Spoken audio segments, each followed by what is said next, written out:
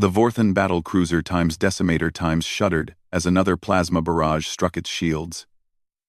Commander Zexhai gripped his command chair, watching the tactical display with growing desperation. The war between the Vorthan Empire and the Kilari Federation had raged for 3 cycles, and this particular battle above the contested world of Nexus Prime was turning into a bloodbath. "Shield integrity down to 40%, shouted his tactical officer, her blue-scaled hands dancing across the holographic controls. The bridge crew worked frantically as explosions echoed through the hull. Zexhai's yellow eyes swept across the display, showing dozens of ships locked in brutal combat. Vorthan vessels, sleek and angular like metallic daggers, exchanged fire with the bulbous, organic-looking Kilari ships. Energy beams and missile volleys crisscrossed the void between them, turning space into a deadly light show. The Times Decimator Times was one of 7 remaining Vorthan ships from the original fleet of 20. The Kilari had brought superior numbers, and their bioweapons were proving devastatingly effective. Several Vorthan vessels had already been consumed by the spreading purple corruption that ate through hull plating like acid through paper.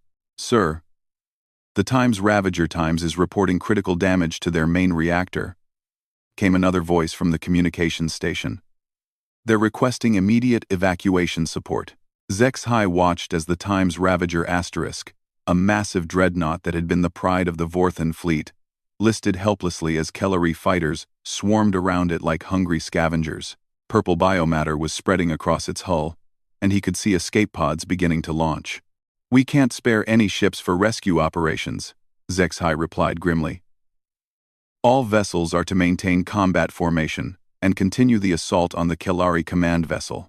The Kilari flagship, a grotesque thing called the Times Swarm Mother Asterisk, hung in the center of their formation like a bloated spider. Its organic hull pulsed with bioluminescent patterns, and it continuously spawned smaller fighter craft from orifices along its sides. The Vorthans had been trying to destroy it for hours, but its regenerative capabilities seemed limitless. "Commander, we're receiving a general distress call from the Kilari fleet," the communications officer announced, confusion evident in her voice. They're asking for immediate ceasefire?" Zexhai's head snapped toward the communications station. "What? That's impossible. They have us outnumbered 3-1. Why would they?" His words were cut off as every sensor on the bridge began screaming warnings simultaneously.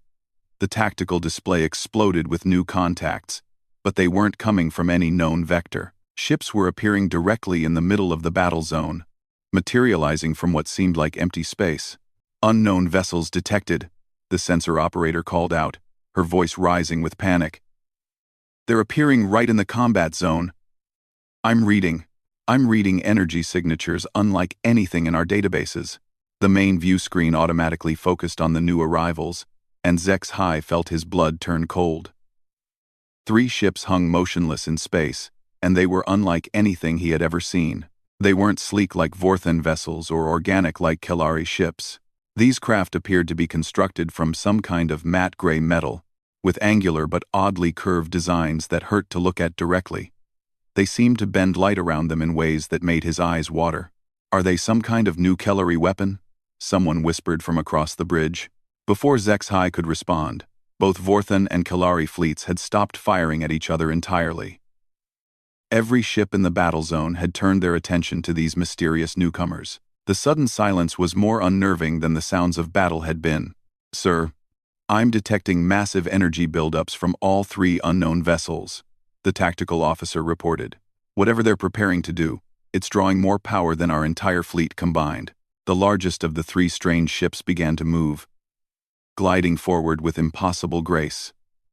As it moved, Zexhai noticed that it cast no shadows, as if light passed through it, rather than being blocked. The ship's hull seemed to shift and flow like liquid metal, constantly changing its configuration. "Incoming transmission," the communications officer announced. It's addressing both fleets simultaneously. "Put it through," Zexhai ordered, steeling himself for whatever was about to happen. The transmission was pure audio, but the voice that came through was unlike anything in the galactic databases. It spoke in perfect Vorthan, then immediately repeated the same message in flawless Kilari, as if the speaker was native to both languages. Attention Vorthen and Kalari forces. You are interfering with territorial space, claimed under ancient salvage rights. Your conflict ends now. Any vessel that fires another shot will be disabled and impounded. You have 30 seconds to acknowledge this command. Silence filled the bridge. Zexhai looked around at his crew, seeing his own confusion reflected in their faces. Ancient salvage rights? What possible claim could these unknown beings have on this system? Sir, should we respond? The communications officer asked quietly. Before Zexhai could answer, the Kellery made the decision for both fleets. The Times, Swarm Mother Times, suddenly lurched forward, launching a full spread of biomissiles toward the largest unknown vessel. The organic projectiles streaked through space, leaving trails of purple energy in their wake. What happened next would be replayed in military academies across the galaxy for generations to come. The unknown ship didn't dodge, didn't raise shields, didn't even seem to react. The biomissiles simply stopped. They froze in space exactly 10,000 kilometers from the ship's hull, as if they had struck an invisible wall. Then, with casual precision that spoke of technology beyond comprehension, the mysterious vessel reached out with some kind of tractor beam that grabbed every single missile simultaneously. But instead of destroying them, the ship seemed to examine them, rotating each projectile slowly in space like a scientist studying specimens. Fascinating, came the voice over the communication channel. Kelari biotechnology has advanced considerably since our last survey. These weapons show remarkable adaptation to quantum-level targeting systems. The voice paused, and when it continued, there was a note of what almost sounded like disappointment. However, you have chosen to ignore our warning. Disabling your vessel now. The Times Swarm Mother Asterisk, a ship nearly 2 kilometers long with the combined firepower of a small moon, simply went dark. Every light, every energy reading, every sign of life vanished instantly. The massive vessel hung in space like a dead thing, its bioluminescent patterns fading to black. Panic swept through both fleets. Vorthen and Kelari ships began powering up their engines, preparing to flee, but they found their systems unresponsive. Every vessel in the combat zone was now completely powerless, drifting helplessly while the 3 unknown ships watched. How is this possible? Zexhai whispered, staring at his completely dead control panels. Our fusion reactors are completely offline. Even our emergency backups aren't responding. On the main view screen, which somehow remained operational despite everything else being dead, the 3 mysterious ships moved into a triangular formation around the disabled fleets. Now that they weren't moving, Zexhai could see details that made his mind reel. The ships weren't just advanced. They were operating on principles that violated everything he understood about physics. They cast no heat signatures despite obviously using massive amounts of energy. Their hulls seemed to exist in multiple dimensions simultaneously, creating optical illusions that made it impossible to judge their true size or shape. Sir, the communications officer called out weakly, we're receiving another transmission. This is Captain Sarah Chen of the Earth vessel, Times Prometheus Asterisk. To whom am I speaking? The voice was different now, still speaking perfect Vorthan, but with an accent that suggested the speaker's native language was something else entirely. More disturbing was the casual way she had identified her vessel. Earth? No world by that name existed in any galactic database. Zexhai found his voice. This is Commander Zexhai of the Vorthen battlecruiser Times Decimator Asterisk. By what authority do you claim jurisdiction over this system? By right of prior claim and technological superiority, came the immediate reply. This system was surveyed and claimed by humanity approximately 400 years ago, according to your calendar. We've been monitoring both your species' expansion into our territory and this particular conflict. The statement hit the bridge like a physical blow. 400 years? Both the Vorthen Empire and Kelari Federation had extensive historical records going back over a millennium, and neither had any record of contact with these humans or any species with this level of technology. That's impossible, Zexhai protested. Our surveys show no evidence of previous habitation or territorial claims. A new voice joined the conversation, presumably from one of the other ships. This one had a different accent but spoke with the same casual authority. Commander, I'm Dr. James Rodriguez, xenoarchaeologist aboard the Times Hermes Asterisk. Your species' survey methods are rather primitive. You look for obvious signs of habitation, cities, orbital stations, energy signatures. We prefer more subtle approaches. As if to demonstrate, one of the human ships projected a holographic display that encompassed the entire system.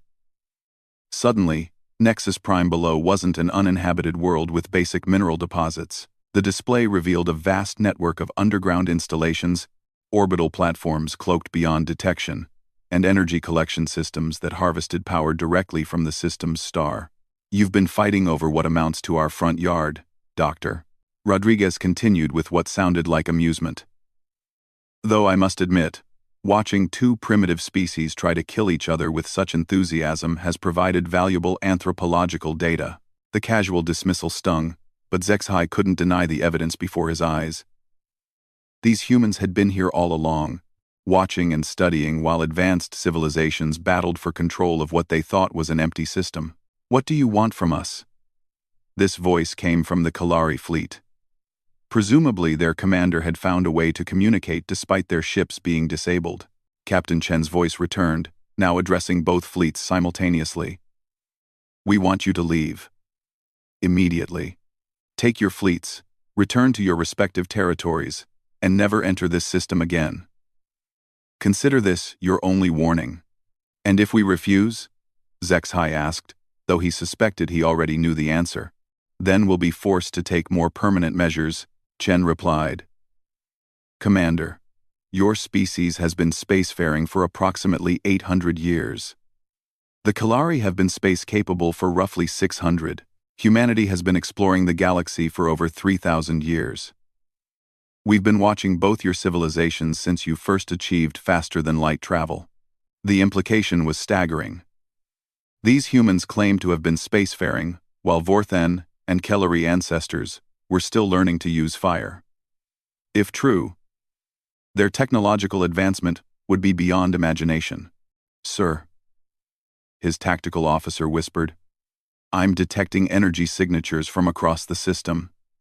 It looks like there are hundreds of installations we never detected, maybe thousands. Zexhai slumped in his command chair, feeling the weight of the situation settling on him. His fleet was completely helpless. Facing beings with technology so advanced it might as well be magic. Any resistance would likely result in complete annihilation. But the humans weren't attacking. They had disabled both fleets instantly. Could presumably destroy them just as easily, but instead were offering terms. It suggested they weren't simply conquerors. They had some other agenda. Captain Chen, Zexhai said slowly. You could destroy both our fleets without effort. Why offer us the chance to leave? There was a pause before she answered, and when she did, her voice carried a note of something that might have been regret. Because, Commander, we've been watching your species for a very long time. Both Vorthans and Kalari show potential for growth beyond your current limitations. But this war, this senseless destruction over resources and territory, it's preventing that growth. The main view screen shifted to show the disabled ships of both fleets drifting helplessly in space. Escape pods from destroyed vessels floated among them, carrying survivors whose lives hung in the balance. Every hour you spend trying to kill each other is an hour not spent exploring, learning, evolving. The galaxy is vast beyond your current comprehension, full of wonders and challenges that would unite your species rather than divide them. But you're too busy fighting over scraps to see the bigger picture. As if summoned by her words, the human ships began to move again, taking positions that clearly demonstrated their complete control over the situation. But instead of threatening formations, they moved into what looked almost like protective positions around the disabled fleets. Your crews are suffering in those dead ships, Captain Chen continued. We're going to restore basic life support and emergency power to all vessels. Then you're going to collect your survivors, tend to your wounded, and leave this system. Consider it a lesson in priorities. True to her word, lights began flickering back to life aboard the disabled ships. Not full power. Just enough for life support, basic communications, and minimal propulsion.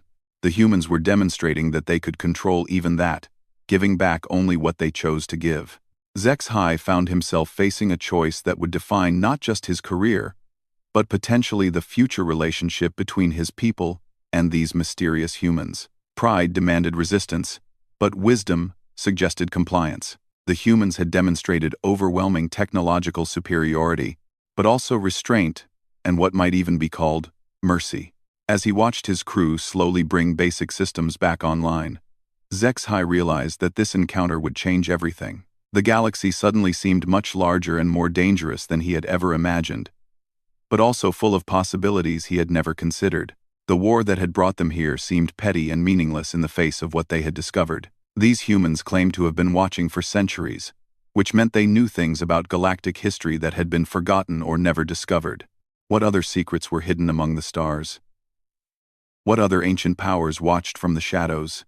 And most importantly, what would it take for younger species like his own to earn a place among beings who could bend reality to their will? The human ships maintained their positions, silent guardians watching over the helpless fleets.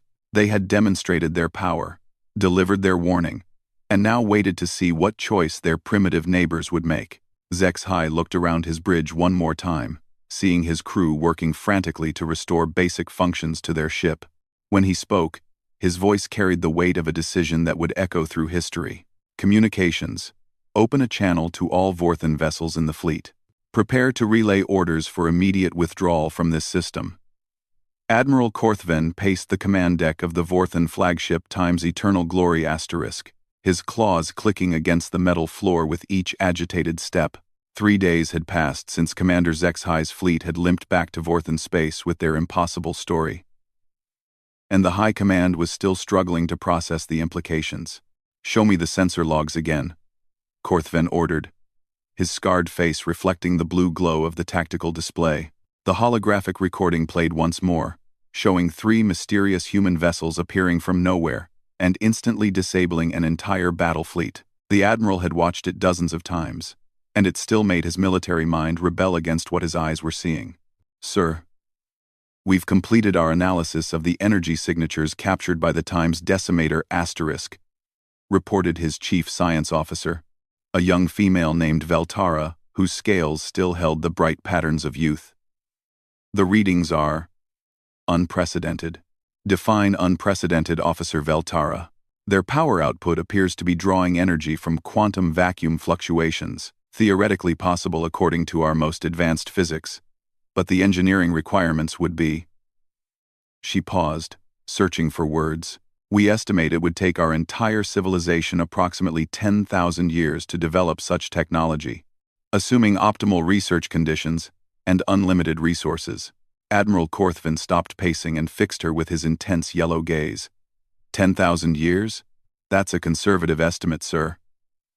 The quantum manipulation alone suggests they've mastered forces we're only beginning to understand at a theoretical level. The bridge fell silent as the implications sank in. The Vorthan Empire prided itself on technological superiority, having conquered dozens of worlds through advanced weaponry and superior engineering. To discover that they were essentially children playing with toys compared to these humans was a humbling blow that struck at the core of their imperial identity. "Sir," the communications officer interrupted, "we're receiving a priority transmission from Kelari space. It appears to be coming from High Matriarch Zulana herself." Admiral Korthven's head snapped toward the communications station. The High Matriarch was the supreme leader of the Kelari Federation, equivalent to the Vorthan Emperor. For her to contact them directly, especially during wartime, was unthinkable under normal circumstances. "Put it through, but maintain our encryption protocols." The main screen flickered to life, revealing the distinctive form of High Matriarch Zulana. Unlike the scaled Vorthans, the Kelari had evolved from insectoid ancestors, with chitinous exoskeletons and compound eyes that shifted through various spectrums of light. Zulana's carapace showed the golden patterns that marked her as royalty, and her 4 arms moved in the complex gestures that indicated formal diplomatic communication. "Admiral Korthven," she began, her voice carrying the harmonics that allowed Kelari speech to convey emotional undertones impossible in other languages.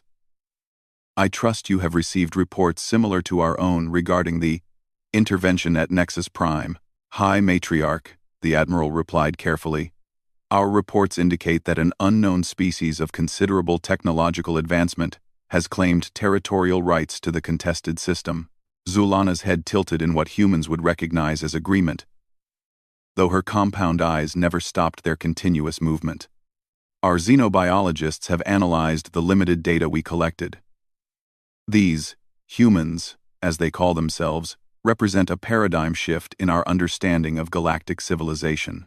The formal diplomatic language couldn't hide the underlying tension in her voice. The Kalari Federation, like the Vorthan Empire, had built its identity around the belief that they were among the most advanced species in the galaxy. This encounter had shattered that assumption completely. What do you propose, High Matriarch? Admiral Korthvan asked, though he suspected he already knew where this conversation was heading.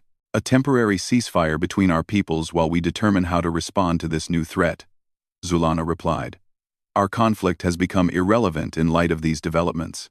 Before Admiral Korthvan could respond, every console on the bridge began chiming simultaneously. His officers looked up from their stations with expressions of confusion and growing alarm. Sir, we're detecting massive energy signatures throughout the system, his sensor operator reported. Multiple contacts appearing on long-range scanners. They're ships, but the energy readings are identical to those recorded at Nexus Prime. The main tactical display activated automatically, showing the outer edges of the Vorthan home system. Admiral Korthvan felt his blood turn cold as dozens of contacts appeared on the screen, each one radiating the same impossible energy signatures as the human vessels. High Matriarch, he said quietly. I believe our discussion regarding response options may be academic. On screen, Zulana's compound eyes had gone completely still, a sign of extreme stress among her people. Admiral, are you detecting what we are detecting? If you mean a human fleet that appears to have surrounded both our home systems simultaneously, then yes, the scale of the operation was staggering. Intelligence reports indicated that identical fleets had appeared at the edges of both the Vorthan and Kalari systems at exactly the same moment. The coordination required for such an action suggested planning and capabilities that went far beyond what either empire had imagined possible. Admiral, his communications officer called out, we're receiving a transmission from the human fleet. They're requesting permission to approach Vorthan Prime for diplomatic purposes. Admiral Korthvan closed his eyes for a moment, feeling the weight of history settling on his shoulders. Whatever decision he made in the next few minutes would shape the future of his entire civilization. Signal the fleet to maintain defensive positions but do not power weapons, he ordered. Grant the humans permission to approach, and prepare the council chambers for an emergency session. Sir, Veltara interjected, shouldn't we consult with the Emperor first? Officer, I suspect the Emperor is about to have much larger concerns than military protocol. As if summoned by his words, the bridge's priority communication system activated, carrying the personal seal of Emperor Voxtar himself. The recording appeared as a hologram in the center of the command deck, showing the imposing form of the Vorthan ruler in his ceremonial armor. Citizens of the Empire, the Emperor began, his voice carrying across all communication channels simultaneously. We face a moment that will define our species' future. Unknown beings calling themselves humans have demonstrated technological capabilities that far exceed our own. They are requesting formal diplomatic contact with both our empire and the Kalari Federation. The Emperor paused, and Admiral Korthvan could see the strain in his ruler's posture. Emperor Voxtar had led the empire through 3 decades of expansion and conquest. But this situation was unlike anything in Vorthan history. I am calling for an immediate cessation of all hostilities with the Kalari Federation and the convening of the Grand Council. Representatives from both our species will meet with these humans to determine their intentions and our response. The transmission ended, leaving the bridge in stunned silence. The war that had raged for 3 cycles had just ended with a few words from their emperor, rendered meaningless by the appearance of a power that made their conflict seem like children squabbling over toys. Sir, the sensor operator called out, the human ships are moving into system. I'm reading. This can't be right. Report, officer. Sir, there are over 200 vessels in the approaching fleet. Each one is larger than our biggest dreadnought, and their combined energy output is equivalent to the entire energy production of Vorthen Prime. Admiral Korthven moved to the tactical station to see the readings for himself. The numbers were indeed staggering. The human fleet approaching their world could have destroyed every military installation in the system without effort. Yet they had requested permission to approach diplomatically. Analysis of their formation suggests they're configured for observation and communication rather than assault, Veltar added. Whatever their intentions, they don't appear immediately hostile. Sir, the communications officer interrupted. We're receiving detailed technical specifications from the lead human vessel. They're sharing their sensor data with us. The main display activated, showing views of the Vorthen system from the perspective of human sensors. The detail was incredible.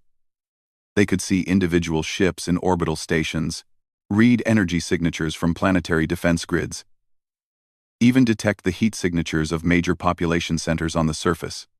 But more disturbing was what else the sensors revealed. Hidden throughout the system were structures that Vorthen sensors had never detected. Ancient installations that predated their civilization by thousands of years, energy collection systems that had been operating invisibly for millennia, and monitoring stations that had been watching their world since before recorded history. My ancestors, Admiral Korthven whispered, staring at the display. They've been watching us for our entire civilization. A new voice joined the communication channel, calm and measured with an accent that suggested vast age and experience. Admiral Korthven, this is Ambassador Elena Martinez, aboard the diplomatic vessel Times Harmony **. I believe we have much to discuss. The main screen shifted to show the interior of what was obviously a human ship, though the technology displayed was unlike anything in Vorthan experience. The chamber appeared to be constructed from some kind of crystalline material that bent light in impossible ways, creating an environment that seemed to exist in multiple dimensions simultaneously. Ambassador Martinez appeared to be middle-aged by human standards, with dark hair showing streaks of silver and wearing clothing that seemed to shift and flow like liquid metal. Her eyes held the patient intelligence of someone who had dealt with first-contact situations many times before. Ambassador, Admiral Korthven replied formally, I am authorized to speak for the Vorthan Military Command pending consultation with civilian leadership. And I'm sure High Admiral Shenkari of the Kalari Federation is listening from her flagship in their system, Martinez added with what might have been amusement. Yes, we're conducting identical conversations with both your species simultaneously. The casual demonstration of their communication capabilities was another reminder of the vast technological gap between the species. Humans could apparently maintain real-time conversations across multiple star systems as easily as speaking to someone in the same room. What do your people want from us? Admiral Korthven asked directly. That depends entirely on what your people want from the galaxy, Martinez replied. We've been watching both the Vorthen Empire and Kalari Federation develop for centuries. You've shown remarkable progress in some areas while remaining frustratingly primitive in others. Primitive? The word stung, coming from someone whose people had just demonstrated the ability to disable entire fleets without apparent effort. Admiral, your species has mastered faster than light travel, energy weapons, and basic genetic modification. Yet you're still fighting territorial wars over resources that are abundant throughout the galaxy. You've developed the ability to destroy worlds, but not the wisdom to explore them peacefully. Ambassador Martinez gestured, and the display around her changed to show star maps of incredible detail. The familiar territories of the Vorthen Empire and Kalari Federation appeared as tiny specks in a galaxy filled with wonders neither species had ever imagined. There are approximately 400 billion stars in this galaxy, Admiral. Roughly 60 billion of those have planets capable of supporting life. Your two species are fighting over control of perhaps a dozen systems, when there are literally millions of empty worlds waiting to be explored and settled. The scale was overwhelming. Admiral Korthven had spent his entire career thinking in terms of star systems and sectors, but the humans were casually discussing galactic-scale perspectives that made his mind reel. You're suggesting we abandon our territorial conflicts and become explorers instead of conquerors? He asked. I'm suggesting that intelligent species capable of space travel have better options than mutual destruction, Martinez replied. The galaxy is full of genuine challenges that require cooperation rather than competition. Ancient automated defense systems left by extinct civilizations, stellar phenomena that threaten entire sectors, non-physical entities that exist in dimensions your science hasn't discovered yet. As she spoke, the display showed images that challenged everything Admiral Korthvin thought he understood about the universe. Vast mechanical constructs that spanned entire star systems, energy beings that fed on solar radiation, ruins of civilizations so ancient that their technology appeared to be pure magic. These are the real challenges waiting for species advanced enough to face them, Martinez continued. But they require cooperation, wisdom, and the kind of technological development that comes from exploration rather than conquest. And you would teach us these things? Admiral Korthvin asked. We would give you the opportunity to learn them, if your species prove ready for such knowledge. But first, you need to demonstrate that you can move beyond your current limitations. The implications were staggering. These humans were offering access to technologies and knowledge that could transform both Vorthan and Kelari civilizations, but only if they could evolve beyond their current warlike nature. What would be required of us? He asked. End your war, establish peaceful relations with the Kelari Federation. Begin focusing your resources on exploration and scientific advancement rather than military expansion. Prove that your species can grow beyond their current limitations. And if we refuse? Ambassador Martinez's expression didn't change, but something in her eyes suggested vast sadness. Then you'll remain exactly where you are, fighting over scraps while the galaxy moves on without you. We won't interfere further, but we also won't allow your conflicts to spread beyond your current territories. You'll have chosen limitation over growth. The choice was clear, but Admiral Korthven understood that it wasn't really his decision to make. This would require consultation with civilian leadership, extensive negotiations with the Kelari Federation, and fundamental changes to the basic assumptions both species held about their place in the galaxy. As if reading his thoughts, Ambassador Martinez smiled. Admiral, I understand. This represents a significant paradigm shift for your people. Take whatever time you need to consider our offer. We've been patient for centuries. We can wait a little longer for you to make your decision. The communication ended, leaving Admiral Korthven staring at a tactical display that now showed human ships maintaining protective positions around both Vorthan and Kelari space. They weren't threatening. They were waiting, like patient teachers giving their students time to work through a difficult problem. The galaxy had just become a much larger and more complex place than he had ever imagined. Dr. Elena Martinez stepped into the Grand Assembly Hall aboard the human diplomatic vessel Times Harmony *, her footsteps echoing in a chamber designed to accommodate multiple alien species. The room itself was a marvel of human engineering. A crystalline amphitheater that could adjust its atmospheric composition, gravity, and even dimensional properties to ensure all participants could interact comfortably. 2 weeks had passed since the initial contact, and the responses from both civilizations had exceeded humanity's most optimistic projections. Emperor Vox Tar of the Vorthan Empire had personally traveled to the neutral meeting site, bringing with him a delegation of his finest scientists and diplomats. High Matriarch Zulana of the Kelari Federation had done likewise, arriving with representatives who had been studying human technology with intense fascination. Ambassador Martinez, Emperor Vox Tar rumbled as she entered, his massive form imposing even in the specially designed chair that accommodated his species' physiology. We have been discussing your proposals with considerable interest. The Vorthan Emperor was an impressive figure even by the standards of his warrior race. Standing nearly 3 meters tall when upright, his scales bore the deep purple coloration that marked ancient bloodlines, and his yellow eyes held the intelligence that had kept his empire stable for 3 decades. Scars from countless battles marked his hide, but recent days had shown a different side of the fearsome ruler. Your Majesty, Elena replied with a respectful bow, before turning to acknowledge the Kelari leader. High Matriarch Zulana, I hope your scientists have found our technical briefings educational. The Kelari ruler's compound eyes shifted through several color spectrums as she processed the question. Her species communicated as much through bioluminescent patterns as through spoken language, and Elena's translation implants were still learning to interpret the subtle emotional undertones. Educational is perhaps an inadequate term, Zulana replied, her forearms moving in complex gestures that indicated profound respect mixed with intellectual excitement. Your people's mastery of quantum mechanics has opened theoretical pathways our best minds never considered possible. Elena smiled, taking her position at the central podium that allowed her to address both delegations simultaneously. The past 2 weeks had been a careful dance of revelation and demonstration, showing both species glimpses of human capabilities while gauging their readiness for larger truths. If I may, she began, I'd like to address some of the questions that have arisen during our preliminary discussions. Emperor Voxtar leaned forward, his massive claws clicking against the armrest of his chair. Ambassador, our scientists have analyzed the technical data you've shared.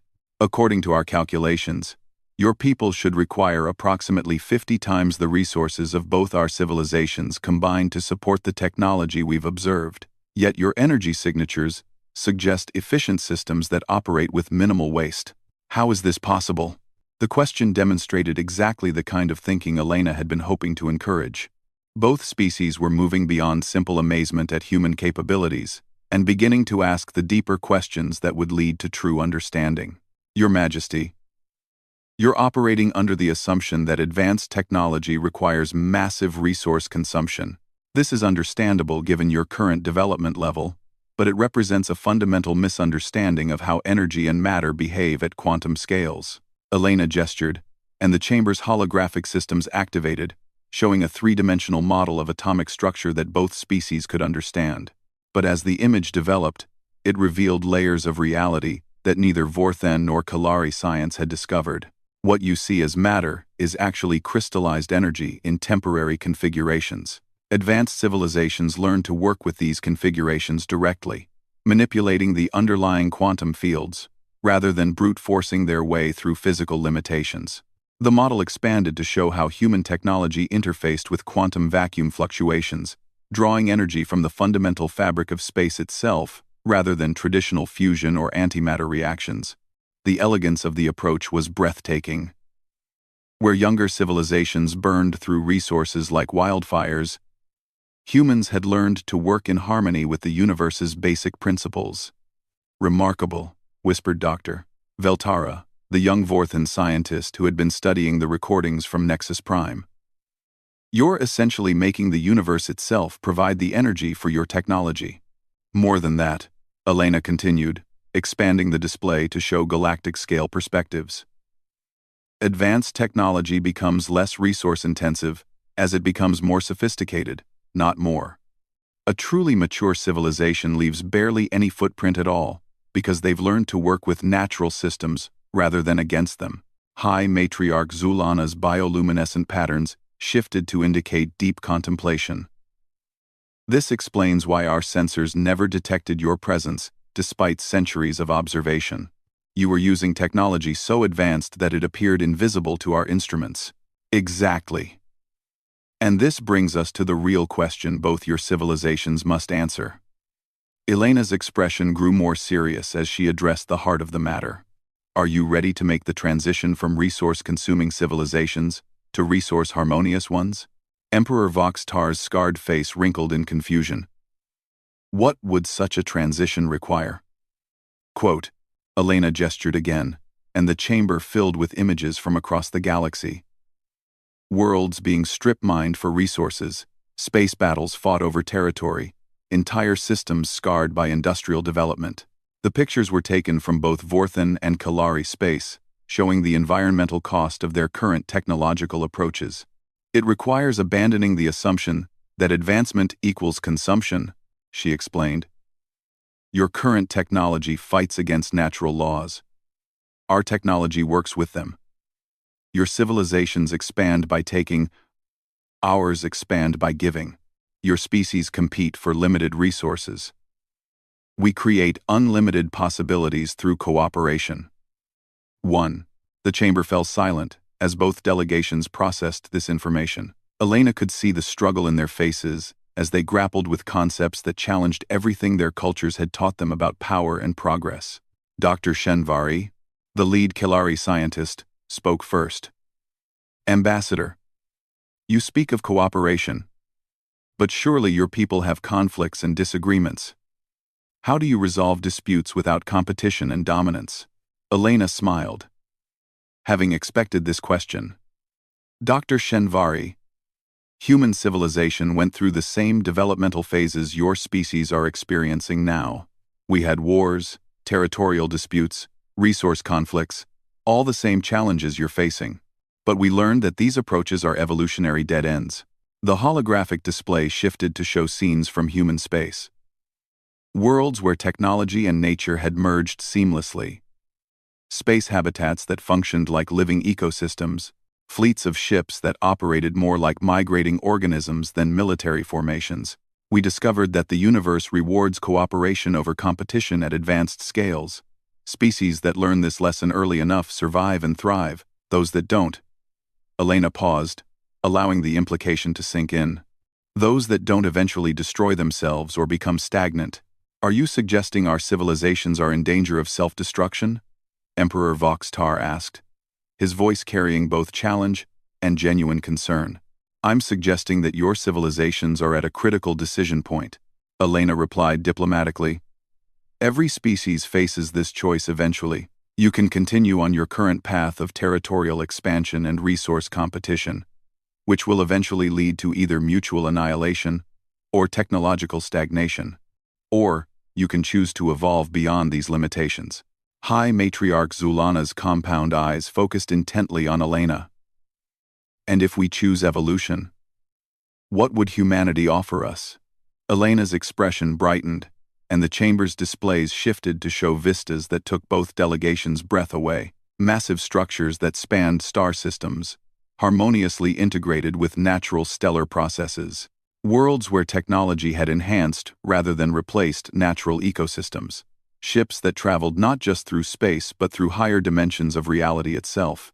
Knowledge, partnership, and access to a galactic community you never knew existed, Elena said simply. There are over 40 species in this galaxy that have achieved what we call quantum harmony, the ability to work with universal forces rather than against them.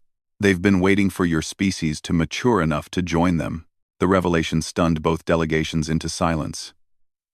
Emperor Voxtar was the first to speak, his voice barely above a whisper. 40 species? In this galaxy alone? 47, to be precise, with 3 more showing promising development in nearby galaxies. The universe is vast beyond your current comprehension, and it's full of civilizations that have learned to transcend the limitations your species currently accept as natural law. Elena gestured, and the display showed a map of local galactic space marked with the territories of these advanced civilizations. The Vorthan Empire and Kalari Federation appeared as tiny dots surrounded by vast regions controlled by species whose names neither delegation had ever heard. The Crystalline Collective, whose technology is based on living mineral matrices. The Void Dancers, who exist partially outside normal space-time. The Garden Builders, who transform entire star systems into self-sustaining ecosystems. Each species brings unique perspectives and capabilities to the galactic community. Dr. Veltara's voice was filled with awe. And they would accept us as equals despite our current primitive state. Not as equals initially, Elena replied honestly. You would enter as student species, learning from civilizations with millions of years of accumulated wisdom. But given time and proper development, both your species have the potential to contribute unique perspectives to galactic civilization. What makes you so certain? High Matriarch Zulana asked. Elena's expression grew warm with what appeared to be genuine affection. Because we've been watching your development for centuries, and we've seen glimpses of what you could become. Vorthans have an intuitive understanding of structural engineering that approaches art. Your architecture demonstrates principles of harmonic resonance that even advanced species find impressive. Emperor Voxtar's scales shifted to deeper hues, a sign of pride among his people. And the Kilari, Elena continued, turning to address Zulana directly, have developed biotechnology that works in harmony with natural processes rather than dominating them. Your bioships aren't just vessels, They're living ecosystems that could serve as models for advanced stellar engineering. Both delegations looked at each other with new appreciation. For centuries they had viewed their differences as sources of conflict. But Elena was suggesting they were complementary strengths that could benefit galactic civilization. However, Elena's tone grew more serious. Joining the galactic community requires fundamental changes in how your civilizations operate. You would need to abandon territorial conquest, transition to sustainable technologies, and learn to resolve conflicts through cooperation rather than force. And our current war, Emperor Voxtar asked, would end permanently. Not just a ceasefire or temporary peace, but a genuine transformation of both civilizations from competitors to partners. The resources you currently spend on weapons and military expansion would be redirected toward exploration, scientific advancement, and cultural development. The chamber fell silent again as both leaders contemplated the magnitude of what was being offered. Elena could see the internal struggle in their faces. The promise of unimaginable advancement weighed against the need to abandon everything their civilizations had built their identities around. Finally, High Matriarch Zulana spoke. Ambassador Martinez, if our species accept this offer, what would the transition process involve? Elena smiled, recognizing that the question itself represented acceptance of the possibility.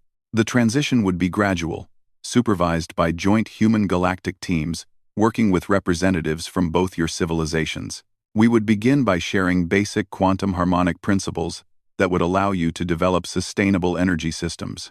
Military technologies would be gradually converted to exploration and research applications. The display showed timelines and development phases, demonstrating how the transition could occur over several generations without destabilizing either civilization.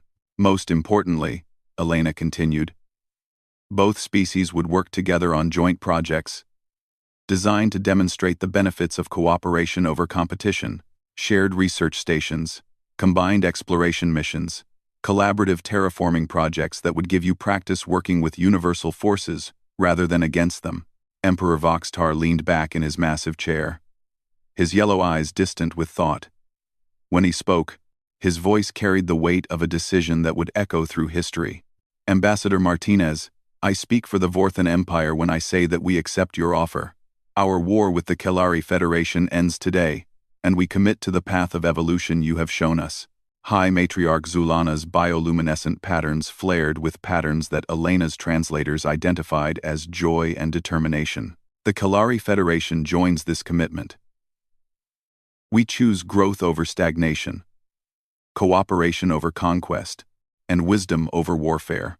Elena felt a deep sense of satisfaction as she watched two ancient enemies take their first steps toward becoming partners in exploring the infinite possibilities of a universe far grander than they had ever imagined. The galaxy had gained two new species, ready to transcend their limitations, and humanity had successfully guided another pair of civilizations toward their true potential. The ceremony that followed would be remembered by both species as the moment their true history began, not as conquerors or territorial powers, but as explorers setting out to discover their place among the stars alongside beings who had learned that the universe rewards those wise enough to seek harmony over dominance. As the human ships began transmitting the first quantum harmonic technologies to both fleets, Elena reflected on how this pattern had played out dozens of times throughout human space. Each species brought unique gifts to the galactic community, but first they had to learn that true advancement meant working with the universe rather than trying to dominate it. The galaxy was vast, full of wonders and challenges that would require the combined wisdom of all its inhabitants to explore and understand. Today, it had welcomed two new species to that grand adventure.